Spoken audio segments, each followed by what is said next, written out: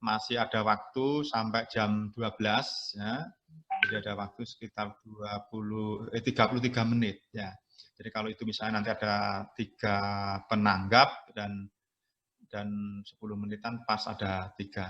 Silahkan kalau ini mau langsung ya nanti jam 12 kita selesai, saya kembalikan ke bunyi. Silahkan yang mau menanggapi, monggo. Boleh dari Amfisindo, Pak Nafik. Boleh, Mas Edward, monggo. Iya. Jadi kalau dari narasumber yang sudah pemaparan ini bukan main bagus ya. Kalau menurut saya sudah inline dan Pak Indra, Pak Iwan, dan yang sebelumnya juga lupa saya namanya. Kelihatannya memang sudah cukup panjang inkubasi yang dilakukan, pengalaman-pengalamannya ya. Dan kalau mengajak ke pengalaman kami sendiri ya, kalau saya sendiri sebetulnya dari 2010 sudah menjadi venture capital sampai sekarang. Jadi bisa dibilang 2011 sih aktifnya ya. Sebagai visi yang lumayan awal ya. Jadi kalau kita lihat yang sudah sukses juga seperti East Ventures, dia termasuk yang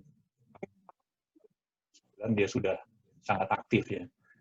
Nah, waktu kami mulai 2011, kita coba membuat inkubasi juga di 2012. Waktu itu ada 154 yang mendaftar ke kami. Dari 154, kita screening ada 54 yang kita masukkan ke dalam shortlist. Di 5 kota ya, jadi Jakarta, Bandung, Jogja, Malang, Surabaya. Nah, kemudian kita roadshow. Jadi dari kami di partner di Ideasource itu datang ke masing-masing kota, kemudian kita melakukan face-to-face, interview dengan masing-masing. Dari 54 kita screening ada 16. Kemudian kita undang ke Jakarta, kita buat workshop dari 16 ini, kemudian kita screening lagi ada 6 yang kita akan berikan dana.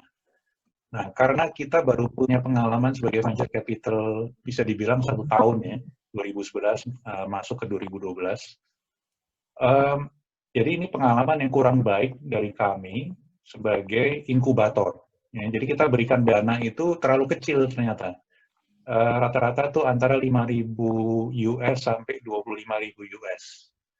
Ya, jadi walaupun dari 6 yang kita screening ini sangat bagus ya, dari bisnis modelnya, kemudian dari foundersnya, dari presentasi mereka dan sebagainya, kita belajar bahwa yang tadinya kita pikir kita bisa temani hanya 6 bulan, kemudian mereka bisa independen.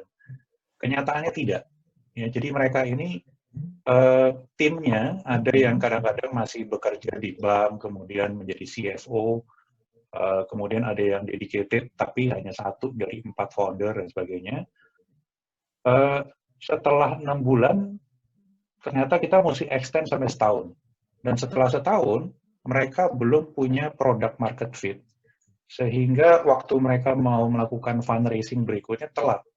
Ya, jadi ada founder-founder ini yang akhirnya tidak tahan ya, karena mereka mau menjadi entrepreneur, tapi juga ada kebutuhan hidup. Ya. Nah, di sini kami melihat salah satu yang sangat penting diperhatikan, dan setelah itu kemudian kita terapkan disiplin ya di setiap investasi kami. Kalau memang ternyata sudah bagus startupnya, dana yang kita berikan itu minimum harus bisa menghidupi mereka selama 18 bulan. Ya, jadi 6 bulan pertama untuk membangun produknya supaya bisa MVP, kemudian 6 bulan berikutnya untuk supaya bisa mendapatkan traction. Ya. Kemudian data traction ini mereka pakai untuk melakukan fundraising berikutnya. Jadi maksudnya adalah follow-on investor itu bisa diyakinkan dengan data traction, bukan hanya terhadap data MVP-nya mereka. Dan kenyataannya setelah 2014, setiap investment yang kita lakukan itu rata-rata minimum 200.000 US. Nah, kenapa 200.000 US? Karena kalau kita lihat ya, rata-rata tim di startup ini setiap bulan menghabiskan kira-kira OPEX sekitar 100 juta. Jadi kalau kita kalikan, kalau 18 bulan, kira-kira 1,8 lebih ya. 12 tambah 6 ya, sekitar 2M lah ya. Nah, jadi kita masukkan 200.000 US, ini buat mereka sudah cukup untuk hidup selama 18 bulan dengan pengertian, 6 bulan untuk produknya bisa MVP, 6 bulan berikutnya mereka bisa dapat traction. Kemudian 6 bulan berikutnya mereka bisa melakukan fundraising ke follow-on investor. Nah, kemudian saya lihat juga Pak, ini mungkin ada aspek lain di mana program-program inkubasi yang dilakukan oleh universitas ya, yang dinaungi oleh Ristek dan juga BPPT dan sebagainya. Mentor-mentor yang ikut serta itu kalau bisa ditambahkan juga dari lingkungan. Edward mungkin bisa dipercepat sedikit biar yang lainnya nanti waktunya kebagian. Maaf, ya. Ya, jadi maksudnya ada beberapa yang kita lihat seperti Founder Institute, kemudian juga ada seperti Angin dan juga beberapa inkubator ya. Karena mentornya itu diajak dari industri, itu mereka kadang-kadang jadi lebih cepat ya untuk bisa sukses pertama. Kedua, si mentor itu akhirnya mengetahui startupnya potensinya di mana, sehingga mereka melakukan follow-on investment langsung ya. Kami sendiri di Founder Institute melakukan investment seperti di andalin.id, karena waktu itu saya jadi mentor juga. Jadi mungkin itu dua masukan yang kita lihat penting ya. Pendanaan bagi para startupnya itu sendiri supaya bisa hidup lebih lama. Itu Pak. Ya, masih yang kedua? Ya, boleh saya Mas Canafik? Boleh, Alex. Ya. Selamat pagi Bapak Ibu sekalian, sangat menarik Pak. Jadi ini saya kenal Mas Nafik baru hanya mungkin nggak kurang dari nggak sampai setahun. Jadi gercepnya sangat hebat Pak, Mas Nafik. Saya apresiasi sekali Anda berhasil sampai milang nang Itali ya, makanya agak. Menciptakan suatu ekosistem startup yang luar biasa ini. Ada investor, ada akselerator, inkubator, akademia, government, ya kan? Ini semua komplit. Hanya satu Mas kurangnya Mas, kalau Anda lihat di belakang saya, ya startup ekosistemnya Switzerland itu tiap tahun dia mencari loopholes-nya di startup ekosistem itu apa. Nah, tahun kemarin yang kita bawa 3 startup dari Indonesia, termasuk Pak Niko dari UNER, startup dari Varises Indonesia, kita bawa ke Bern waktu itu, yaitu mereka bawa apa? Seorang politisi, Mas. Nah, saya bertanya nih, mungkin Canafik yang ingin jadi politisi nih kayaknya. Presiden lah, ya. Jadi politisi penting, Mas, dalam menutup startup ekosistem ini. Karena waktu itu dibawa seorang politisi muda yang support dengan istilahnya startup. Jadi itu salah satu tambahan. Saya terima kasih 3 pembawa ngalasi yang sangat luar biasa, Pak Santoso. Saya sering dengan Bu Wiwi kolaborasi dengan Bu Iliani. Menarik bahwa akhirnya Menristek menjadi BRIN, which is actually itu adalah mirip dengan Swiss Swiss Innovation Hub, yaitu ideation, incubation, acceleration, kemudian investor. Di mana itu jarang sekali sebetulnya masuk di Indonesia. Nah, saya sendiri di akselerator Swiss Indonesia itu kita mempunyai suatu pengalaman yang menarik karena kita akan coba exchange antara Swiss startup dengan Indonesian startup. Ternyata age aja udah beda. Jadi satunya Indonesia muda, umur 20 tahun, masih senang-senang hobi ya, kreatif sekali memang. Sedangkan Swiss itu mulai di umur saya 45 ke atas gitu. Yaitu punya tabungan, udah ngerti market istilahnya market segmentnya, udah ngerti regulationnya even.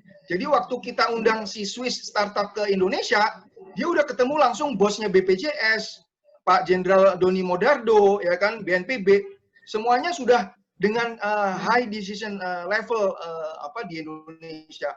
Sedangkan Swiss startup yang ke Swiss, mereka kebanyakan masih melihat-lihat apa sih yang saya harus kerjakan gitu loh. Jadi itu memang maturity-nya sangat berbeda. Jadi menarik tadi ungkapan dari Mas Indra, memang betul program kita tahun lalu mengambil Stephen Covey, Mas. Jadi begin the end of the mind.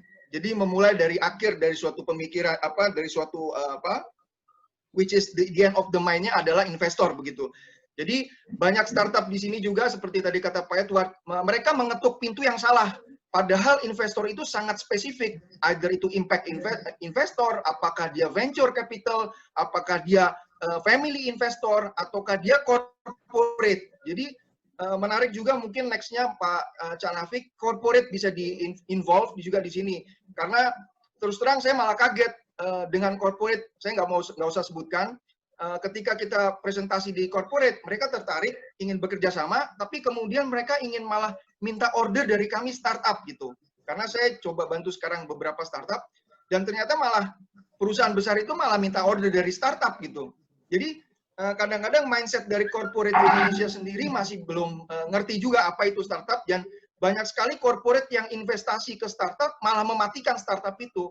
Karena dia mengambil misalnya 51% share, kemudian kantornya dipindahkan ke pabrik, which is banyak millennials nggak suka berada di pabrik. Jadi ini sangat amat mengganggu sekali, terus terang yang saya lihat pengalaman saya di Jogja berapa bulan ini. Itu kemudian tadi saya juga mungkin ingin mengomentari ya Mas Habib, hilirisasinya menarik Mas, karena memang itu yang harus kita istilahnya kita kejar, karena saya lihat banyak sekali penemuan atau inovasi-inovasi yang luar biasa dari universitas. Juga kembali tadi Pak Iwud ya, memang menarik sekali bahwa penemuan one founder itu kenapa kok bisa kuat, dan ternyata memang penemuan one founder itu kita sebutkan namanya venture builder Pak Iwan. Jadi saya melihat di Indonesia cukup bagus itu hasil dari venture builder, which is one founder punya duit, dia menarik co-foundernya, tapi si founder atau venture builder-nya ini dia yang mengarahkan semuanya. Ya, itu tergantung lagi memang adalah bahwa nggak semua atau nggak banyak venture builder sebetulnya di Indonesia. Dan juga mungkin yang saya ingin share terakhir adalah hasil report ADB, nanti mungkin Mas Cak Nafik, menarik bahwa hasil report dari ADB yang paling gres April 2020, memang inkubator Indonesia yang ratusan, kualitasnya memang tidak bagus Mas. Jadi kualitasnya tidak bagus inkubatornya, karena memang itu tadi nggak ada mission statement-nya. Saya lihat Anda juga udah bagus nih di UNER ada mission tagline-nya ya.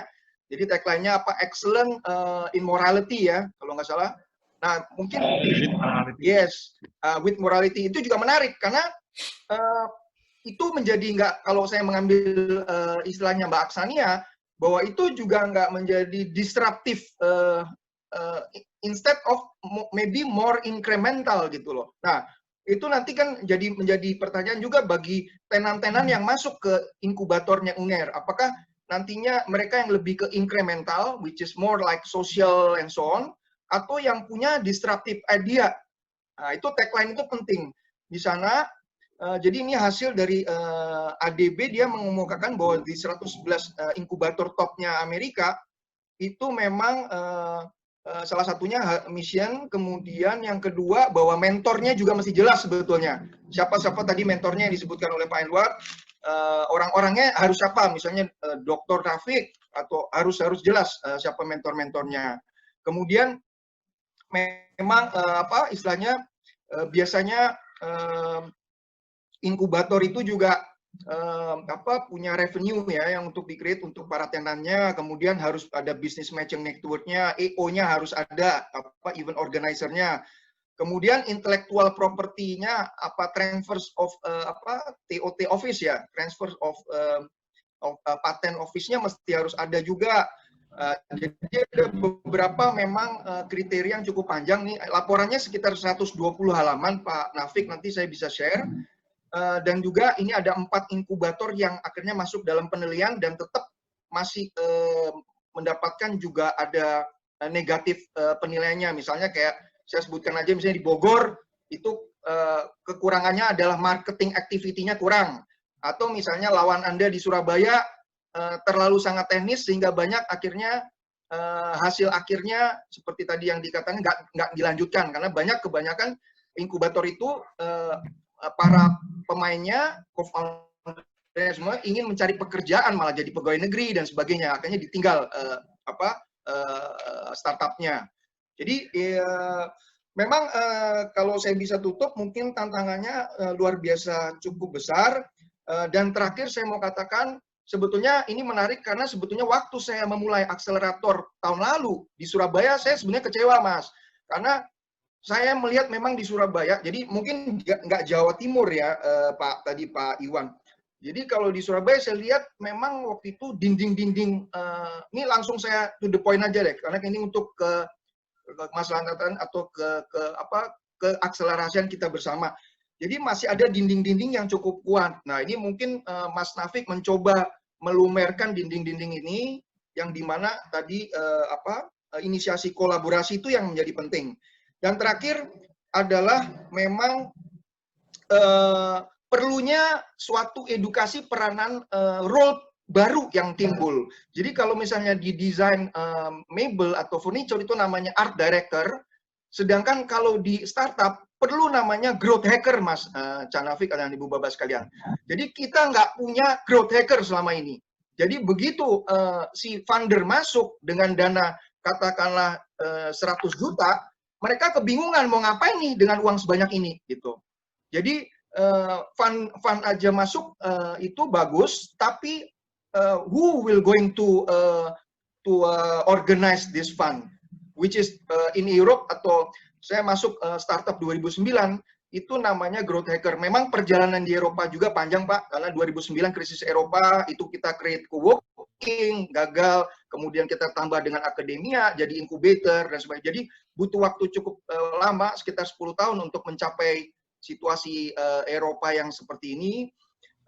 Tapi dengan adanya BRIN saya rasa yang lebih mirip dengan InnoSwiss, lebih spesifik lah di mana peranan pemerintah dan di mana peranan swasta, sehingga proses akselerasi itu makin lebih cepat. Mungkin itu saja dari saya. Sukses sekali. Ini saya rasa event pertama yang saya pernah ikuti komplit istilahnya ekosistemnya, dan ya semoga kita bisa lanjutkan hal ini untuk lebih ke depannya. Terima kasih atas perhatiannya. Ngalah-ngalai pemateri ya Mas Alek ini. Memang tak jadikan pemateri. Pengalamannya Mas dari sharing-sharing. Ya, kurang satu lagi ya. Jadi saya minta maksimal ya komentar 5 menit nih, silahkan. Nanti biar setelah saya kembalikan pada 3 pembicara. Ayo, ya. Dari Kadin, Pak. Oh ya, Mas Andi. Ya, Mas Andi ini startup juga yang dulu Ketua Umum HIPMI Jawa Timur dan Ketua Kadin Surabaya, dan dulu saya paksa harus jadi Ketua HIPMI gitu kan ya, mau nggak mau gitu ya. Ternyata alhamdulillah paksaan yang baik itu hasilnya baik, Mas Iwan. Ya. Ya, makasih Pak Taufik. Pak Taufik, izinkan saya menyampaikan ada 9 hal, tapi saya usahakan 5 menit selesai. Baik, pertama saya mewakili Kadin mengapresiasi BPB RIN UNER yang diketuai Pak Nafik ini. Sebagai salah satu alumni UNER, murid dari Pak Nafik, Kadin Surabaya siap berkolaborasi dengan UNER, dan kita siap memajukan Ristek dan tetap merah putih, Pak. Nah, terkait ada beberapa poin, Pak. Poin kedua, terkait dengan kerjasama dengan industri. Kita belajar dari pengalaman ITS dengan salah satu perusahaan swasta, saya tidak akan menyebutkan, mengembangkan mengenai hasil paten mengenai gesits, yaitu motor listrik. Di situ pelajaran yang kami dapatkan dari case study itu, ITS sendiri tidak mendapatkan benefit dari kerjasama tersebut. Justru komersialisasi ITS cenderung ditinggal. Yang mendapatkan benefit full adalah swastanya. Nah, tugas Kadin di sini kami siap mengawal, jangan sampai kerjasama antara pelaku industri dengan akademisi itu terjadi ketimpangan. Harus fair antara, tadi Pak Nafik sudah menjelaskan, antara paten yang disampaikan oleh akademisi, khususnya UNER, dengan pelaku industri. Yang ketiga, terkait dengan sosialisasi tentang BPB RIN ini terhadap industri. Jadi permasalahan industri saat ini itu bisa dibantu oleh R&D-nya UNER. Jadi apa yang diteliti, patennya apa, itu bisa sinkron antara industri dengan kebutuhan pasar dengan yang diteliti. Nah, poin keempat, kami siap menjadi konsultan startup dari pro bono nanti, atau mungkin kita akan sharing shares dan membuka jaringan ke seluruh jaringan yang ada dimiliki oleh Kadin. Poin kelima tadi Pak Santosa, tadi saya menanggapi ada 3 pembicara. Pak Santosa juga dari Ristek luar biasa sekali. Dalam hal ini konsep dan visi ke depannya sangat bagus dari Menristek dan ini perlu dikawal dan harus diinterpretasikan oleh tim eksekutor yang dapat memiliki visi yang sama dengan pencetusnya. Dan penguatan ekosistem seperti database dan big data, lalu digital supportnya seperti apa, jejaring dari venture capital tadi ada Pak Edward, Pak Alex, dan market research-nya dan co-working space. Kemarin saya dengar dari salah satu calon wali kota dan kedua-duanya bahkan mereka sangat concern dengan industri, kreatif industri dan startup. Jadi regulasi dan mediasi itu juga perlu dilakukan sehingga menimbulkan ekosistem yang benar-benar mendukung.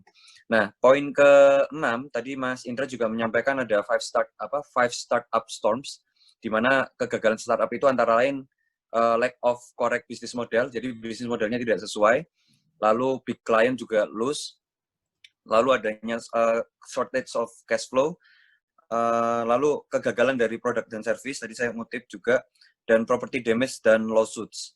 Nah, yang perlu kami tanggapi di sini, paten itu sangat penting karena yang dikhawatirkan ketika nanti tidak adanya non-agreement disclosure dari pelaku akademisi, khawatirnya itu akan dipatenkan lebih dulu oleh pihak swasta.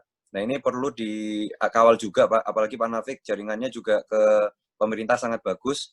Kami mendukung prinsipnya paten ini harus dikawal dengan ketat karena ini bisa perangnya sampai ke pengadilan, Pak. Jadi kami harapkan UNER harus selangkah lebih maju. Nah, poin ke-7, Pak Iwan tadi juga menyampaikan bahwa 42% kegagalan startup itu tidak sesuai dengan kebutuhan pasar. Ini menunjukkan bahwa ada gap antara kebutuhan industri dengan yang diteliti. Memang kenyataannya, startup-startup yang dikelola di seluruh, tidak hanya di UNER saja, di seluruh Indonesia itu hanya terbatas oleh akademik saja. Jadi hanya memenuhi standar untuk mendapatkan nilai, tidak untuk seterusnya, dan itu harus bisa ada kesamaan frekuensi antara akademisi dengan pelaku industri. Poin ke-8, sebelum saya terakhir, beberapa saat lalu saya ikut ke pelatihan Harvard Business School, Pak, kebetulan terkait entrepreneurship. Insya Allah saya akan siap share untuk membagi ke startup-startup, dan memang benar apa yang dikatakan oleh Pak Edward dan Pak Alex, bahwa memang early funding kadang-kadang dari investor itu juga harus direncanakan jauh-jauh hari, karena ada beberapa perusahaan yang exit strateginya itu hanya untuk diakuisisi oleh multinational company. Jadi dia hanya menerima royalty fee, ada juga yang exit strateginya itu mungkin IPO, dan mungkin ada yang exit strateginya untuk naik level dari fundraise dari tipe A, B, atau C, series A, B, atau C. Dan itu kami siap untuk berkolaborasi dengan Vesindo, dengan UNER, ataupun dengan Pak Alex nanti. Kadin juga ada wakil ketua bidang startup UMKM, dan itu siap untuk mensupport dari UNER. Poin terakhir, prinsipnya kami siap berkolaborasi dan mendukung kepada stakeholder-nya, apalagi kalau sudah Pak Nafik yang perintah, kita kalau kata nolak itu haram. Dan kami juga akan membentuk visi venture capital yang bernama Berdaya Bersama Investama, karena tagline dari Kadin sendiri berdaya bersama. Dan kalau misalnya startup ini sudah melalui tahap dari assessment sampai accepted, kami siap untuk membantu dari tahap seed investor, dan insya Allah kita akan membantu dengan jaringan-jaringan kami di Jakarta untuk bisa naik ke series A, B, ataupun C.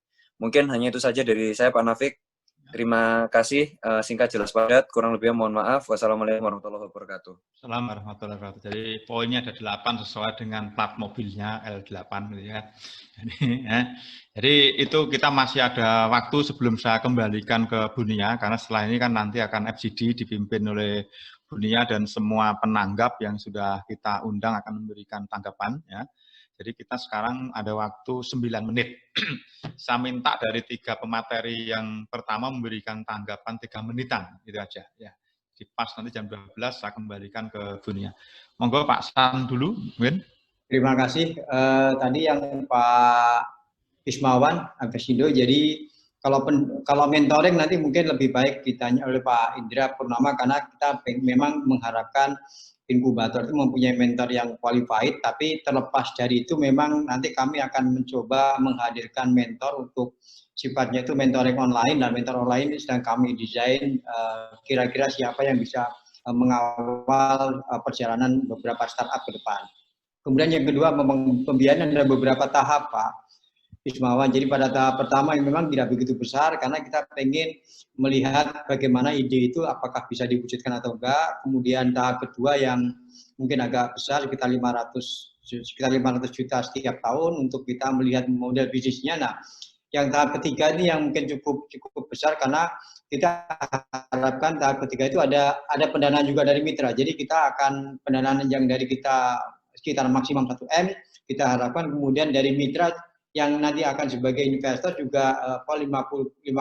Jadi ada kira-kira kalau memang di total sekitar 2M itu sekitar 1 tahun. Nah, ini kita harapkan kemudian banyak kemudian ada venture capital yang bisa masuk supaya nanti kita bisa bersama-sama. Jadi kami nanti akan mengundang Pak Ismawan untuk bisa bergabung ke kami. Kemudian yang kedua barangkali yang terkait dengan Pak Andi.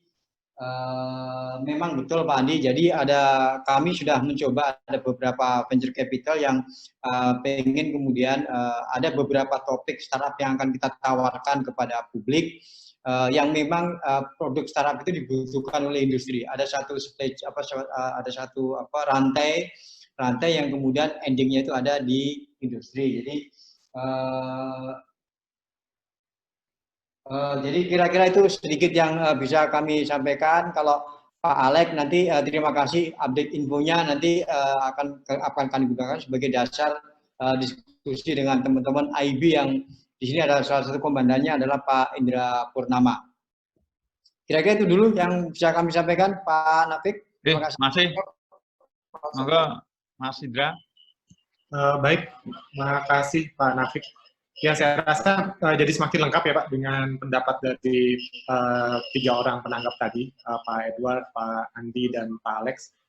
Dengan latar belakang masing-masing dan juga concern masing-masing, saya rasa memang kata kuncinya di ekosistem gitu ya. Jadi inkubator memang yang berurusan langsung dengan startup di tahap awal, tapi ya mau nggak bisa terlepas dari daya dukung ekosistem yang lain. Misalkan tadi Pak Edward juga sampaikan, kalau tanpa pendanaan yang memadai ya sulit kita meminta mereka untuk fokus gitu ya.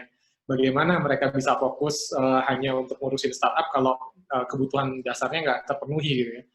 Mungkin ini yang perlu kita sama-sama perbaiki di masa yang akan datang. Tadi juga Pak Alex sudah sampaikan ada loophole gitu ya di ekosistem, yaitu yang kita memang harus temukan caranya ke depan. Kalau lagi-lagi kalau untuk di digital rasanya sudah cukup advance dibandingkan sektor yang lain gitu ya. Nah, yang jadi masalah sekarang adalah di sektor-sektor teknologi non digital yang mungkin nanti di kesempatan yang lain mungkin Pak Edward bisa sampaikan kira-kira di sektor-sektor industri mana yang venture capitalnya sekarang sudah ada di Indonesia gitu ya. Kalau memang ada satu sektor yang di Indonesia belum ada, maka mau nggak mau kita harus lari ke regional sementara daya dukungnya gitu ya. Demi mendapatkan support yang lebih lengkap tadi. Mungkin itu Pak, tambahan dari saya Pak. Terima kasih atas tambahan juga dari rekan-rekan penanggap yang lain, sangat mencerahkan. Terima kasih. Mas Iwan, monggo.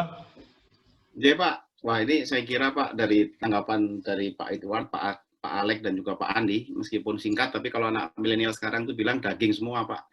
Jadi saya banyak mendapatkan insight justru, dan saya pikir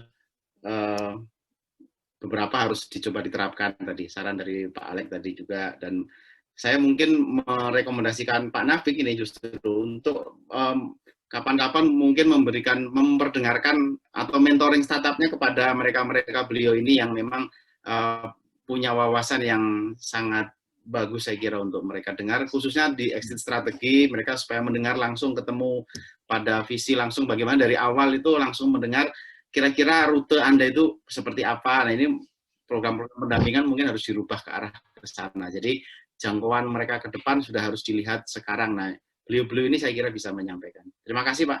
Ya.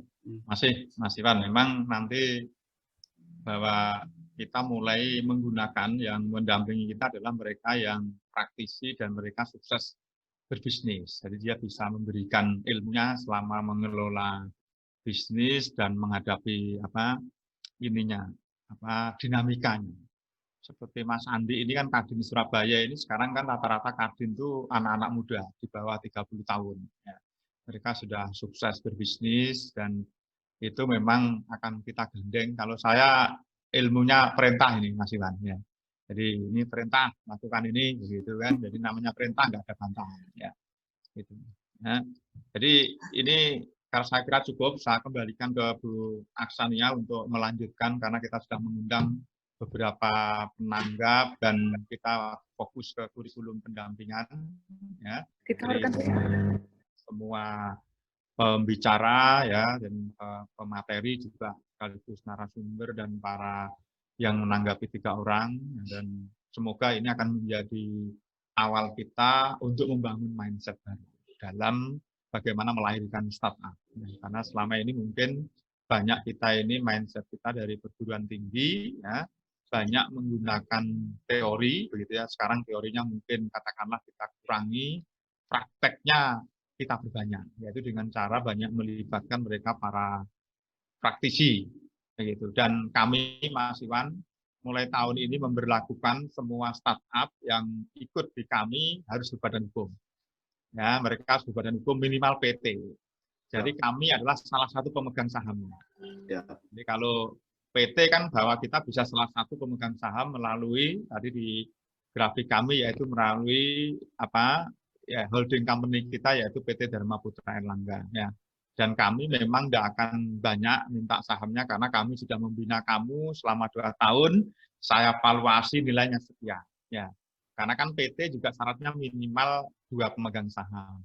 Jadi pemegang saham bisa kami ambil ya dan kami bisa mendampingi mereka sampai kapanpun karena kami memegang saham.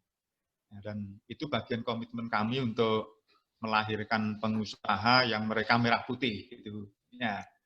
Tapi bagus Pak, sudah ada solusi itu Pak. Ya, kaosnya Pak Sahri tapi tidak merah putih, itu abu-abu putih. Ya, saya kembalikan ke Bu Nia untuk melanjutkan acara FGD-nya. Terima kasih. Mohon maaf dari semua kesalahan dan kekurangan. Akhirul kalam. Wassalamualaikum warahmatullahi wabarakatuh.